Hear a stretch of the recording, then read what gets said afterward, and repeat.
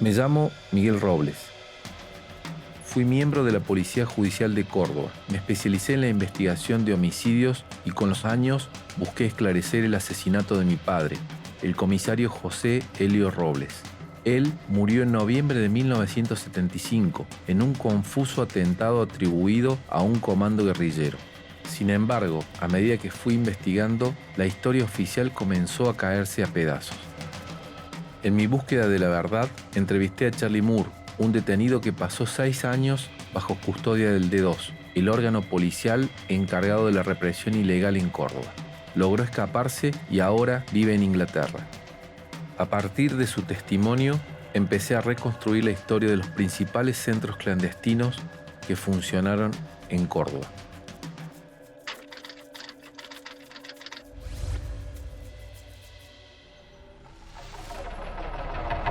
A finales de 1975, la sociedad cordobesa vive en un clima de miedo y confusión sin precedentes.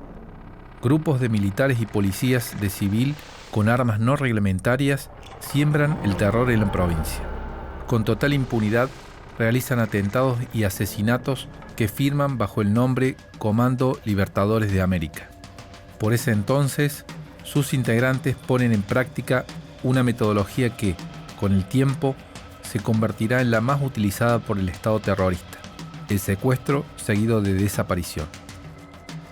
A raíz de esta nueva modalidad represiva, en noviembre, el general Luciano Benjamín Menéndez, jefe del Tercer Cuerpo de Ejército, ordena trasladar la prisión militar de Campo de la Ribera a la localidad de La Calera.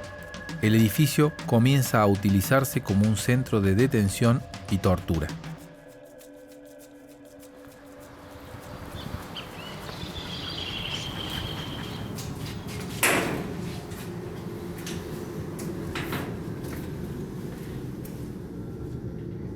Presumiblemente empieza a funcionar a partir del 10 de diciembre, entre 9 y 10, en esos días de diciembre del 75.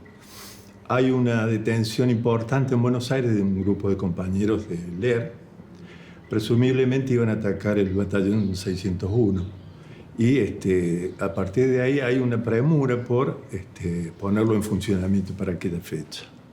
Este lugar fue una antigua estancia que la compra el ejército en el año 1904 y se transforma como prisión militar a partir del año 45.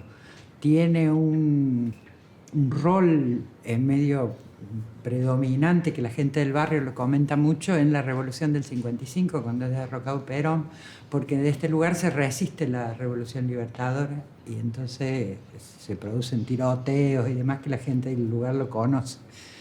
Después siguió funcionando como prisión militar hasta la fecha que decía recién Jorge, que fue en diciembre del año 75, es decir, aquí estaban prisioneros las personal militar, suboficiales y soldados que por algún motivo, por alguna contravención estaban castigados y cumplían la pena en este lugar. Desde mediados de 1975, la represión se intensifica notablemente en Córdoba. La cantidad de detenidos que pasan por el edificio del D2, el principal centro clandestino de Córdoba, se hace cada vez más difícil de ocultar. A la vista de muchos cordobeses, los vehículos de las fuerzas de seguridad, día y noche, trasladan detenidos hasta el lugar. En cercanías del D2 y frente a la catedral, los familiares de los detenidos hacen fila para reclamar por sus seres queridos. Esta situación también influye en la elección del Campo de la Ribera como centro de detención. El predio militar, ubicado en las afueras de la ciudad, permite ocultar de manera más efectiva los métodos de terror utilizados por las fuerzas de seguridad. El trazado de las calles terminaba, se puede decir, la última calle era el ingreso al Campo de la Ribera y alrededor los barrios que están hoy levantados no existían. Si estamos hablando de un predio de 60 hectáreas, esto le garantizaba por de pronto un espacio importante con relación a la población. Pero no obstante eso, los trascendidos, por el hecho de esa vinculación con el lugar, se sabía de que esto tenía un perfil netamente alineado con el terrorismo de Estado. Es decir, Se sentían los disparos, los gritos, el ingreso de personal de civil, autos sin patentes, camiones. Después todos los dispositivos que existían a lo largo y ancho de la provincia, que eran, qué sé yo, reuniones familiares, un camión, los cargaban, los bailes, los partidos de fútbol, terminaban con detenidos que venían a este lugar. Así que el compromiso de la Fuerza de Seguridad de, se puede decir, hacer un trabajo de saturación, por decirlo así, a todo nivel en la provincia, generando todo un clima de tensión social, le garantizaba por de pronto poner nervioso a la comunidad, ¿no? Es decir, ese es el propósito más importante de esta avanzada, ¿no? Mónica Leaunda y Álvaro Ruiz Moreno son dos sobrevivientes del campo de la Ribera. Militantes políticos en la década de los 70, fueron secuestrados y permanecieron prisioneros durante meses en este centro clandestino. ¿Este lugar cómo lo recuerdan? Bueno, esta era parte del ingreso al campo. Acá generalmente bajábamos de camiones a la noche, ya vendados, y bueno, a golpes de culata, de fusiles, nos empujaban a este sitio, donde era el primer lugar de interrogatorio, clasificación. Acá hacían una pequeña ficha y reforzaban la venda. Generalmente nos sacaban las vendas que traíamos, vendas comunes, siempre esposados en la espalda, en la época mía, y nos ponían 2 algodones en los ojos y una venda asegurando. Sí, luego pasábamos aquí, o sea, acá trastabillábamos porque veníamos muy vendados y nos subían aquí, en mi época, en esto que era una habitación cerrada, donde te dejaban en depósito en unos bancos que había al borde de hormigón, bastantes horas, o capaz que un día o 2 días. En el caso mío me tuvieron un día. Este lugar yo lo reconozco por esa estufa que ya estaba en esa época, y a veces por abajo de la venda se podía ver. Mis 2 interrogatorios ocurrieron en este lugar. Había personas detrás, armadas, y un escritorio, y estaban en mi época 2 interrogadores. Esta era la sala de tortura. La sala de interrogatorio era previa, y acá es donde, en la masa, José. Álvaro Ruiz Moreno fue detenido mientras cumplía el servicio militar obligatorio. Muchos soldados que tenían alguna actividad política fueron secuestrados y trasladados a esta prisión. Como conscripto, Álvaro conocía muy bien la función original de esta cárcel. Cuando a mí me secuestraron en este lugar, yo era soldado, era colimba. Y esta era la cárcel militar. Esta es la vieja cárcel militar que venía a parar todo en la época de gobiernos anteriores a la dictadura. Los soldados o los oficiales que cometían alguna irregularidad venían y estaban detenidos, calidad de presos, sumariados acá, en este lugar. Cuando viene el golpe de Estado, esta cárcel militar se transforma automáticamente, un poco antes incluso del golpe propiamente dicho, en un centro clandestino de detención.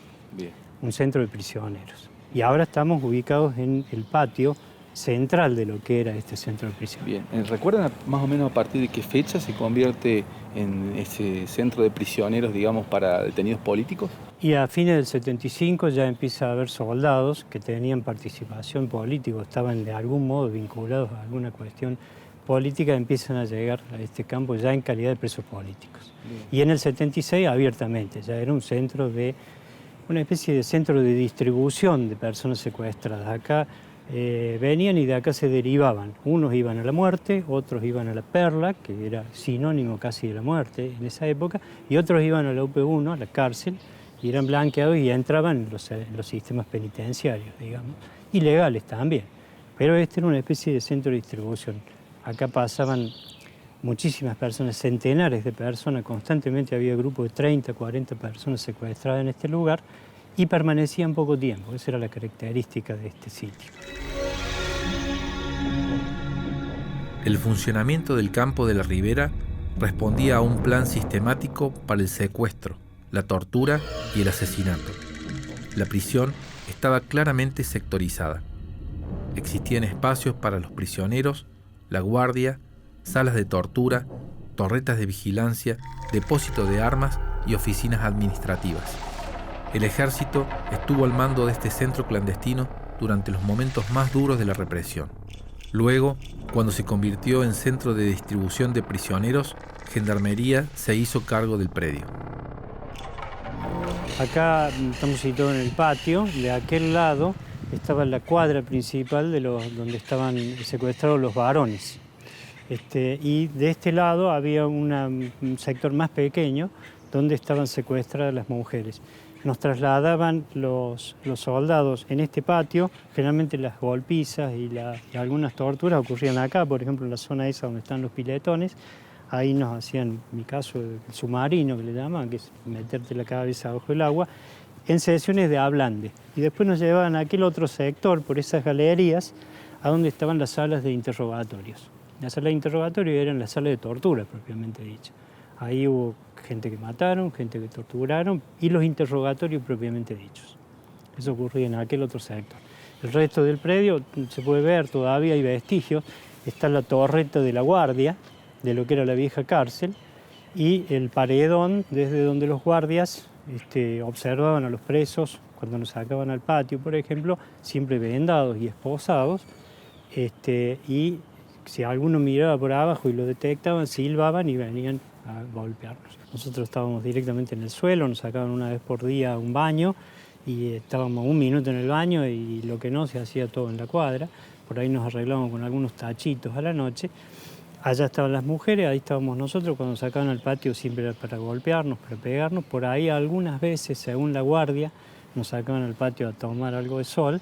Y bueno, ya los más antiguos, personas que pasó mucho tiempo, como el caso mío, que me pasé 6 meses acá, ya nos habíamos hecho más cancheros para poder ver por abajo de la venda y habíamos desarrollado muy bien el manejo del idioma de manos. Entonces, entre nosotros, cuando estábamos tirados en el suelo y nos veíamos por abajo de la venda, con un lenguaje de señas, que es una adaptación que han hecho los presos, podíamos comunicarnos entre nosotros y empezamos a tomar razón de dónde estábamos, porque hay que ubicarse en el contexto histórico. En aquel momento, acá había gente que habían sacado de un hospital recién operado el corazón, el doctor Calabres, otro herido de bala que después murió. Había gente que era torturada en el patio, niños que fueron torturados delante de sus padres en este lugar en esa época. Y bueno, no sabíamos dónde estábamos, porque casi todos nos habían secuestrado en distintos lugares. Nos traían de noche y nos sacaban de noche, con los famosos traslados, que era una palabra temible.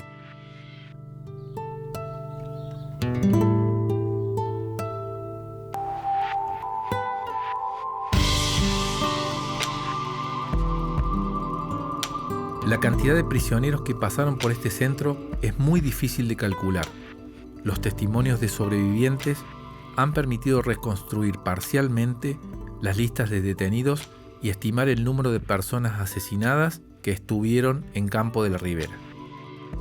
Nosotros tenemos un estimativo entre 4.000 y 4.500 personas que han pasado por la Ribera, porque también se daba el caso de que se utilizaba este lugar como depósito de los rehenes de distintas circunstancias, con amenazas directas que traían de distintas cárceles del país, de Rawson, de La Plata, de Villa Devoto, los traían aquí y la amenaza era que si pasaba alguna cosa iban a fusilar, y tenían incluso todo como un estándar de cosas, que si había una bomba mataban 5, que si mataban a fulano mataban 10, si eran mengano eran 30 y así. En el año 76, fue mi época, la cuadra de varones siempre tenía grupos que oscilaban entre los 20 y los 40 varones, y el grupo de mujeres, la cuadra de mujeres, tenía entre 6 y 10, esa era más o menos la proporción, en forma permanente. En este centro clandestino se iban renovando constantemente los grupos. Por eso se habla de centenares y centenares de personas que pasaron mientras esto funcionó como centro clandestino. ¿Esa rotación era periódica, diaria, semanal? Sí, aproximadamente? Diariamente. ¿Tenía alguna organización? Mire, la constante era que llegaban los prisioneros de noche en general.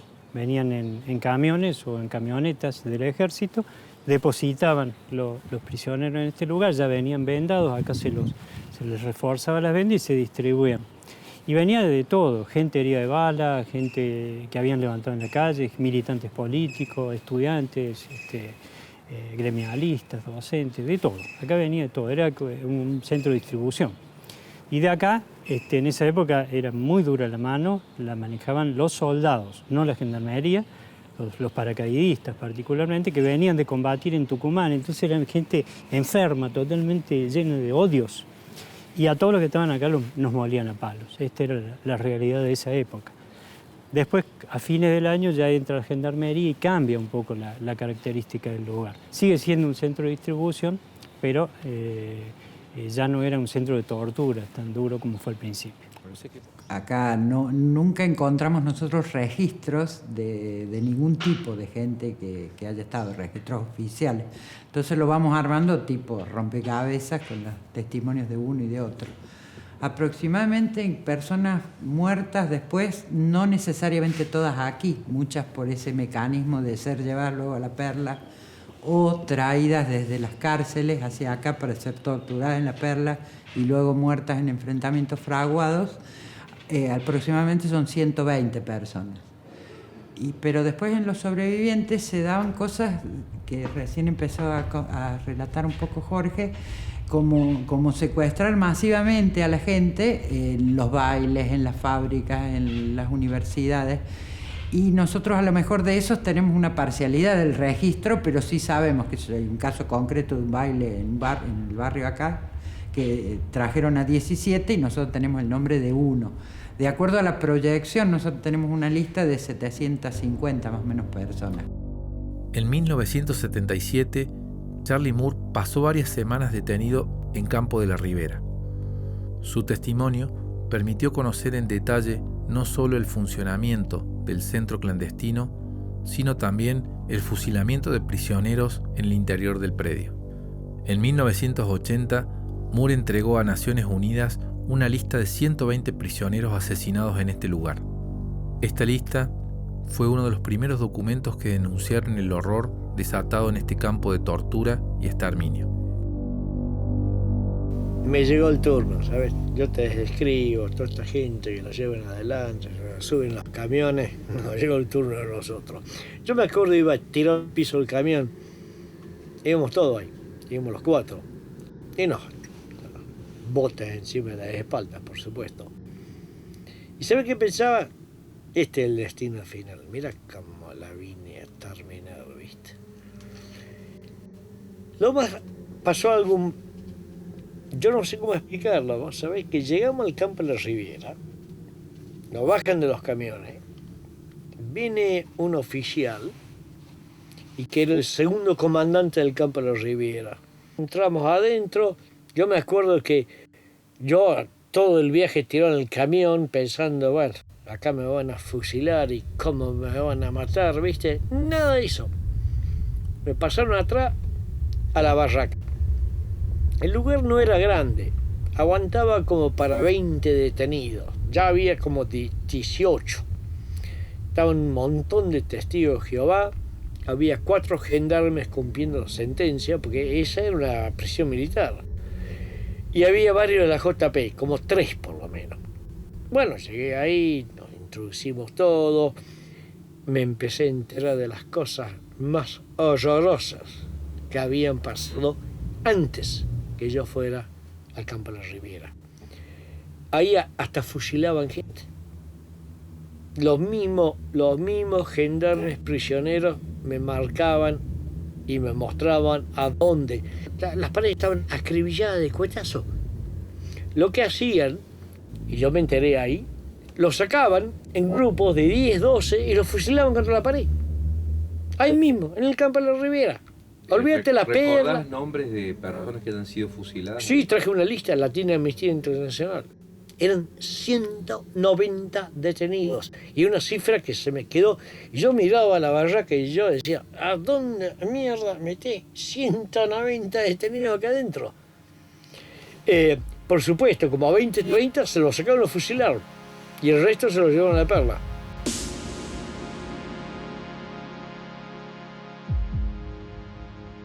El predio de Campo de la Ribera se encuentra a pocos metros del cementerio San Vicente.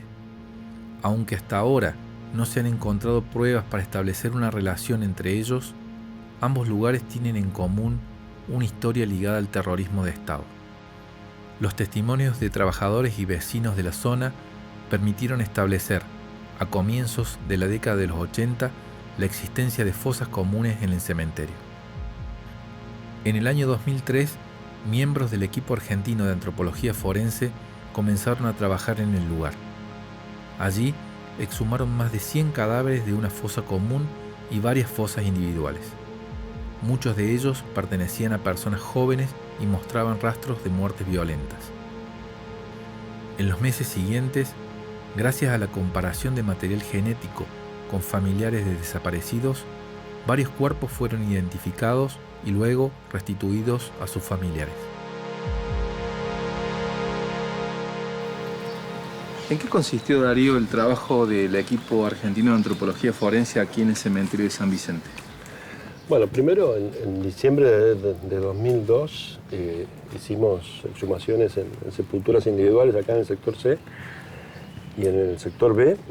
Y ahí, bueno, fue que como que conocimos el terreno y empezamos a planificar el trabajo que era la idea, era verificar la denuncia sobre la existencia de la fosa común. Sabíamos que en el año 84 la Justicia Federal había trabajado en este sitio, que se habían recuperado muchísimos restos, pero que no se habían preservado.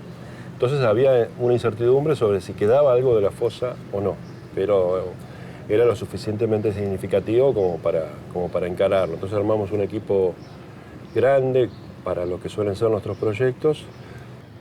Y entonces empezamos a hacer una cosa ambiciosa, así, bueno, cómo encontramos, cómo buscamos y cómo excavamos una fosa común. Y contratamos tres peones, tres muchachos de acá del barrio. Teníamos un grupo de aproximadamente 5 estudiantes de la Universidad de Córdoba que eran nuestros ayudantes del Museo de Antropología, y éramos unas 7 personas, entre 2 de Santa Fe, 1 de Rosario y 4 de Buenos Aires, que nos instalamos a hacer este trabajo. ¿Y cuáles fueron los resultados, Darío, de cantidad de personas que se encontraron inhumadas en San Vicente? Personas exhumadas en San Vicente es un número cercano al de 200 personas, entre piso 1, piso 2, piso 3 del sector C, después el crematorio y después otro sitio que excavamos paralelo al muro que estaba en esos tiempos y que lo llamamos el Paraíso, porque estaba justamente al pie de un árbol del Paraíso, aproximadamente unos 200 cuerpos. Lo que hicimos fue armar un laboratorio permanente en el Instituto de Medicina Legal de Córdoba, que hasta hoy es nuestro lugar de trabajo, es nuestro laboratorio. En aquel tiempo, gracias a nuestros amigos, al doctor Dib y al doctor Quinteros, que estaba a cargo del Instituto de Medicina Legal, se nos asignó un espacio permanente para antropología forense en el Instituto de Medicina Legal de Córdoba. Y también en ese tiempo empezamos a trabajar con un laboratorio de análisis molecular que recuperaba información genética de estos cuerpos. Entonces hicimos una base de datos que consistía en tomar muestras de sangre de familiares de desaparecidos y de ese cotejo entre el ADN recuperado en los huesos y el ADN recuperado en muestras de sangre de familiares desaparecidos. Al día de hoy ya tenemos 17 identificados de la muestra que procede de San Vicente.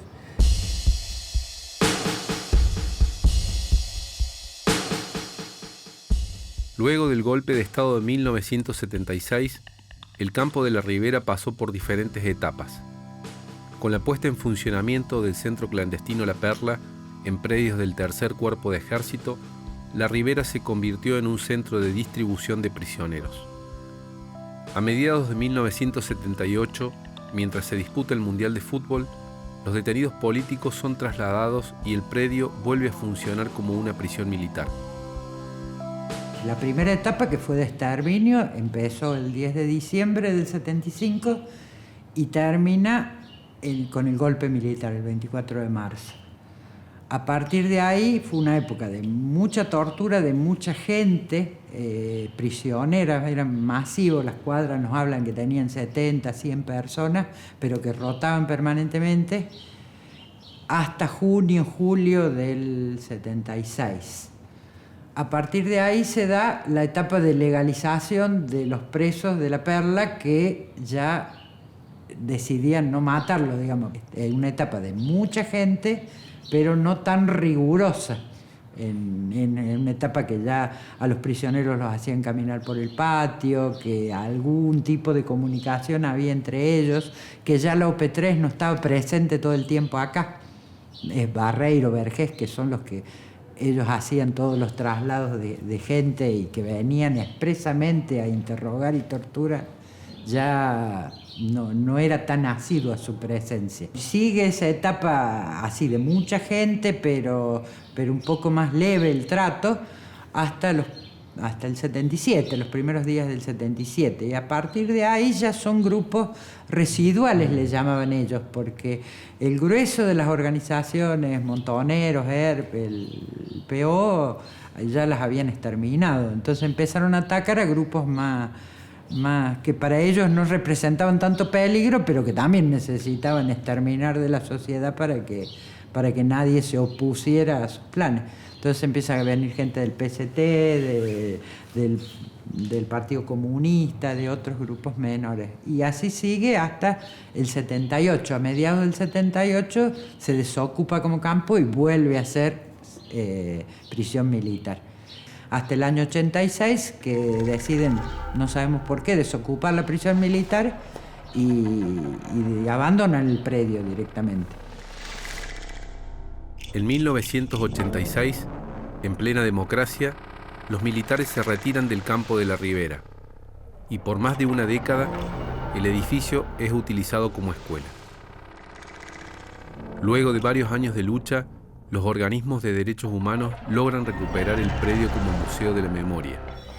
En este lugar, asociado al horror y a la muerte, actualmente funciona un espacio para la defensa y promoción de los derechos humanos.